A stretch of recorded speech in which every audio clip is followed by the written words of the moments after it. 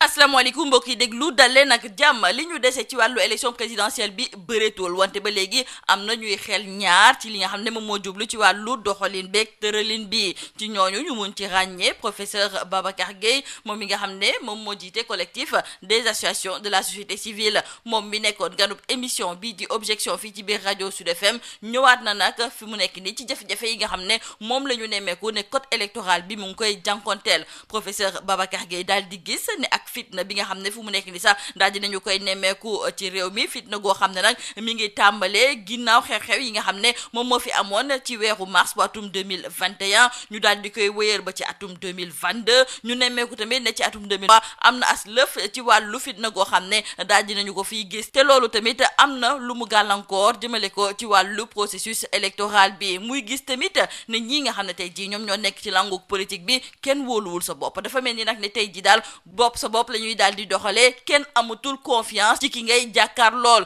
moom moomu di professeur Babacar Gueye di gis ne nag ne loolu moom du wëy ndaxte bu ñu bëggee dëggal démocratie fii ci biir réew faaw ñu am ay démocrate yu ko fiy taxawal moom moomu di professeur Babacar Gueye ba léegi ci biir culikaay bii di Sud Quotidien muy ñëwaat ci ay mbirum kii di Ousmane Sonko moom mu daal di gëm ne Sonko dafa war a bokk ci élection yi ndaxte fu mu nekk ni nag amul lenn loo xam ne moom moo ko war a mën a gàllankoor ndaxte condamnation bu définitive amagu ko wante moom la mu gis tamit moom mooy ne li des ñu ndar keppee lépp lu jublu ci wàllu parrainage yi bëreetoo la loolu tamit di firndeel ne amul benn yaakaar ne kii di Ousmane Sonko dina mën a kon nekk candidat ci loolu yëpp moom di professeur Babacar Gueye daal di jàpp ne fu mu nekk ni nag dugal nañu wàllu yoon ci biir politique bi te loolu day xajamal mbir yi ñeneen ñi nii tamit fësal seen kàddu jëmale ko ci wàllu politique ak tamit tolluwaay réew mi ci wàllu institution yi muy ñoom Penda Mbow Mamadou Lamine Loum ak tamit Mamadou Ndoye ñoom fu mu nekk ni la ñu bëgg moom mooy lépp lu jublu woon ci wàllu assises nationales yi conclusion yañ jëfasal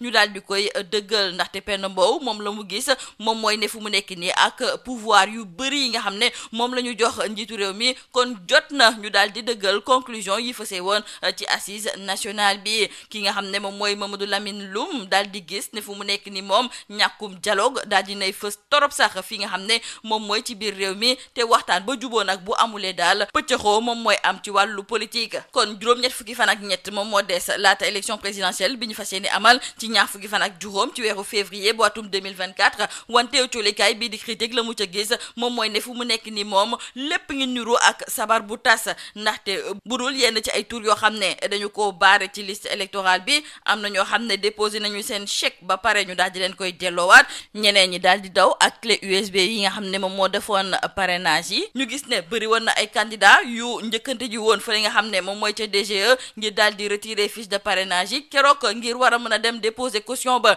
gisuñu si ñu bëri ñu gisaat ñeneen ñoo xam ne ñoom nee nañu daal bokkatuñu ci wàllu élection yooyu suñu naataango yi daal di ci ràññeeku mel ni Youssou Ndour moom mi nga xam ne kon ca fekkee ma ca boole la jógee daal di daanu ci bokkuma si kooku di Youssou Ndour culikaay bii di point actu sax moo ñu xamal ne moom fu mu nekk nii nee na nekkul candidat ci wàllu élection yi nga xam ne moom la ñu dëgmal moom day xaar ba ci élection législative yi mu daal di sampaat ndëndëm Youssou Ndour di xamle ne fu mu nekk nii waxul ne bii candidat lay jàppale wala boog beneen candidat moom daal dina toog nemmeeku saytu xool bu baax ban candidat moom moo ko doy mu daal di far ci ginnaawam ñaari candidat yoo xam ne ñoom ba léegi ñoom dëggu nañu ci wàllu élection yooyu ñu ngi fës fang ci xët bu njëkk boo coolikaay bii di la mandat muy Thierno Alassane Sall moom mi nga xam ne mi ngi amal ab tukki nemmeeku ca dëkk yu nekk ca Europe foofu ma ngi fay mobiliser sénégalais yi nekk ca bitim réew kii di Bougane Gueye Dany coolikaay bii di la mandat moom moo ñuy xamal ne moom la ñu bàyyile woon remise de diplôme bu centre de formation africain du Sénégal foofu nag la daal di ñaan ñi nga xam ne ñoom ñooy ndaw yi ñu jël exemple moom ndaxte moom ci bénévolat la daal di tàmbali daal di am tey ji lu mu am ni yëpp beneen candidat muy Khalifa Sall mi ngi jukki ci biir coolikaay bi di Le Quotidien di ñëwaat nag ci jafe-jafe yi nga xam ne kii di Ousmane Sonko daal dina koy am moom muy xamle ne li dal Ousmane Sonko du ñu ne guléet muy am fi ci mim réew ndaxte li ni mel daloon na ko moom tëj nañu ko nag ñaar fukki weer ak juróom-ñett ci biir kaso taxul ba mu génnee xeex na ba nekk candidat li ni mel nag la bëgg kii nga xam ne moom mooy Ousmane Sonko daal di koy doxalee maanaam daal bu mu wàcce ay loxoom nay wéy di xeex tribune yéeni kaay moom mooy ñëwaat ci ab tong-tong goo xam ne nag dañu ko nemmeeku ci suuf si nga xam ne moom moo nekk ca bande des filao coolikaay bii di tribune du ñu xamal ne suuf soosu nga xam ne kon dafa amoon ñu ko jagleel ñooñu ñooñu de dañu leen jël teg leen fële ba pare nag jox ko ñeneen ëcculikaay bi sax mi ngi ñuy xamal ne ñoom ñi ngi joxoñ baaraamu tuuma Abdoulaye Seydou Sow ak ay cadre yu bokk ci biir APR ne ñoom ñoo daal di séddoo suuf si am na ab pàcc goo xam ne sax dañu ko jox ay footballkat yu nekk ci biir équipe nationale ñi nga xam ne kon ñoom ñoo yellool suuf soosu ñoom de ba léegi du lenn loo xam ne kon jox nañ leen ko ci jeexale ko culikaay bii di direct news tey jii ma nga yuuxu wàllu jëmale ko nag ci groupe La Poste mu nekk kërub liggéeykaay goo xam ne fu mu nekk nii ma ngay sukuraat te pourtant dawul coow mi ngi ñuy xamal ne waa Poste am na koppar gu toll ci fukki milliards ak juróom yoo xam ne ma ngay nelaw fa li nga xam ne de moom mooy ca CDC mënuñu fexe nag ba jot ci koppar googu te nag soxla nañu ko ngir war a mën a saafara jafe-jafe yu tar yi nga xam ne moom la ñuy jànkonteel rax ci dolli fu mu nekk nii ña fay liggéeyee ña fa jotoon yóbbu seen xaalis retraité yi ñoom ña ngay def seen kéemtalaay kattan ngir ñu war leen a mën a fay seeni xaalis ñoom ñu gëm kon ne ak directeur général bu bees bii nga xam ne moom moo nekk ca CDC mën na am sax dina daal di indi saafara ci jafe-jafe yi nga xam ne moom la waa Poste di jànkonteel lii moo nekkoon mbokk delukat yi li gën a fës ci biir ëcculikaay yi ñu leen di ñaanal njeex te lu bës ak jom. Mesdames et messieurs, bonjour. Le débat continue de faire rage concernant le processus électoral à quelques encablures de l'élection présidentielle. Et aujourd'hui dans Sud Quotidien, c'est le professeur Babacar Gueye, le président du collectif des associations de la société civile, qui revient sur les difficultés que rencontre le code électoral actuellement. Le professeur Babacar Gueye, qui était l'invité de l'émission Objection sur la radio Sud FM, trouve tout d'abord que c'est un processus qui est installé dans la violence, dans les tensions, et il ne se souvient pas d'avoir vécu un processus aussi difficile comme celui que nous sommes en train de vivre en ce moment. Difficile à cause de l'adversité qui frise parfois l'animosité, difficile également à cause des enjeux économiques de cette élection avec la découverte du pétrole et du gaz qui a suscité beaucoup d'envie et de traumatisme. Cela montre, toujours selon le professeur Babacar Gueye, que nous avons un processus assez spécial à l'occasion de cette élection présidentielle de 2024. Et poursuivant ses propos, le président du collectif des associations de la société civile dira que ce qui a fait défaut, c'est qu'il n'y a pas de confiance entre les acteurs politiques. Et aussi, on ne peut pas faire de démocratie sans des démocrates parce que ce sont les démocrates qui font la démocratie. Évoquant le cas Ousmane Sonko dans ce processus électoral, le professeur Babacar Gueye pense que la candidature de Ousmane Sonko est légale dans la mesure où sa condamnation n'est pas encore définitive.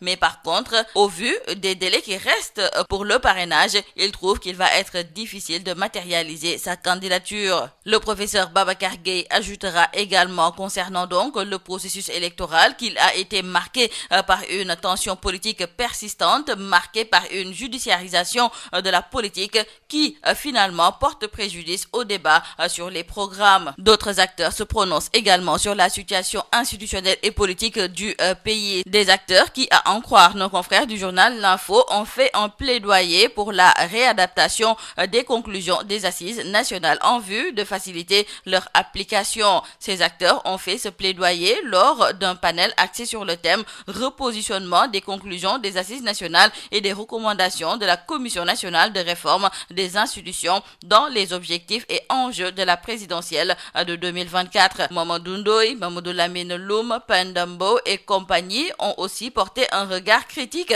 sur la situation actuelle du pays. Et pour Pendambo, aujourd'hui, avec tous les pouvoirs concentrés entre les mains du chef de l'État, il est impératif d'appliquer les conclusions des assises nationales afin de retrouver le consensus qui est perdu depuis un moment. Pour Mamadou Lamine Loum, l'escalade est toujours au rendez-vous avec l'absence du dialogue et selon lui, s'il n'y a pas de dialogue, c'est l'escalade entre les forces politiques. Nous sommes à 83 jours du scrutin présidentiel, nous rappellent nos confrères du journal Critique, et jusqu'à présent, c'est l'incertitude totale quant au probable successeur du président Macky Sall. Si ce ne sont pas des noms qui sont biffés du fichier électoral, ce sont des chèques de caution retournés ou encore des clés USB retrouvés objet de contentieux ou encore des candidats à la candidature qui jettent l'éponge. C'est le cas de Youssou Ndour qui, à en croire nos confrères du journal Critique, est parti de Feke Motibole à Bokumasi. Youssou Ndour, nous précise nos confrères du journal Point Actu, renonce à sa candidature pour la présidentielle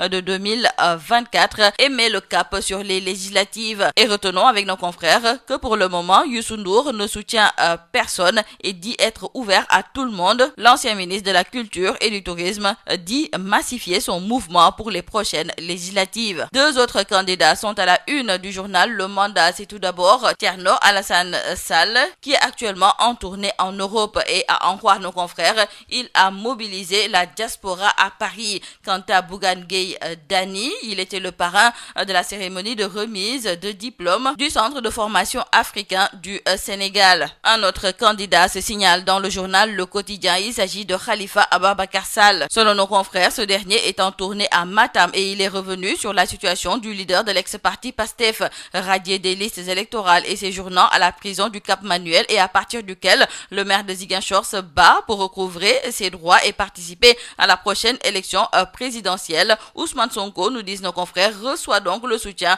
de Khalifa Sall qui donne son exemple. Il déclare qu'il a vécu 28 mois de parcours judiciaire pour pouvoir être candidat. Parlons à présent avec nos confrères du journal Tribune de cette spoliation foncière sur la bande des Filao à Dakar. Nos confrères nous parlent d'un tong-tong sur les 8 260 000 mètres carrés déclassés. Selon nos confrères, 3500 familles ont été zappées et Abdoulaye Seydou Sow et ses cadres de l'APR sont accusés de se servir de la zone. 160 hectares ont été offerts illégalement aux joueurs de l'équipe nationale de foot et les ayants droit sont lésés dans cette affaire. Terminons par nos confrères de Direct News qui lancent aujourd'hui un SOS pour La Poste. Le groupe La Poste, à en croire Daoul Chow, le billettiste de Direct News, risque de mourir de sa belle mort. La Poste souffre de ne pas être en possession de son compte de dépôt logé à la CDC et chiffré à 15 milliards de francs CFA. Les difficultés financières la soumettent à l'exigence impérieuse d'engager de profondes réformes